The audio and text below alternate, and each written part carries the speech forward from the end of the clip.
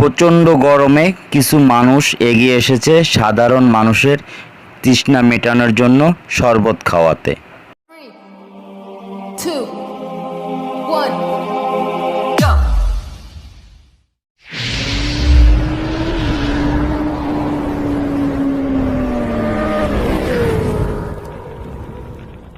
প্রচণ্ড গরমে bike ride করার পরে বুক শুকিয়ে যায় এবং তখনই দেখতে পাই যে সাধারণ কিছু মানুষ তাদের নিজের উদ্যোগে সাধারণ মানুষেরকে সবাইকে শরবত খাওয়াচ্ছে এবং শরবতের মানটা অত্যন্ত ভালো ছিল। ঠিক আছে, এরা নিজেদের টাকায় নিজেরাই উদ্যোগ নিয়ে সবাইকে ডেকে ডেকে দেখলাম শরবত খাওয়াচ্ছে। সেখানে রিক্সাওয়ালা আছে, বাইকার আছে, বাসের ড্রাইভার আছে, যাত্রী আছে। রাস্তায় এই যে আপনারা দেখতে পাচ্ছেন যাকেই পাচ্ছে তাকে ডেকে ডেকে নিয়ে শরবত দিচ্ছে।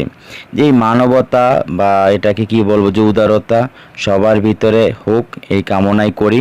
কারণ প্রচণ্ড রোদে সবাই যারা কাজ করে রাস্তায়, সবাই তো তাদের মানে রুজি রোজগারের জন্যই বের হয়, কিন্তু অনেকেই দেখা যায় যে কাজ করতে করতে তার প্রচণ্ড পরিমাণ পানির পিপাসা পায়।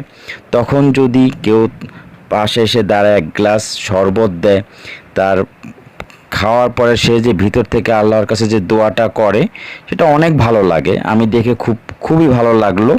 এবং বাইকার ভাইদের একটা কথা বলবো, সেটা হলো যে এই ছবিটা দেখে অনেকে মনে করবেন যে এটা কি আগুন ধরেই দিছে, না, এটা কিন্তু আগুন লাগছে।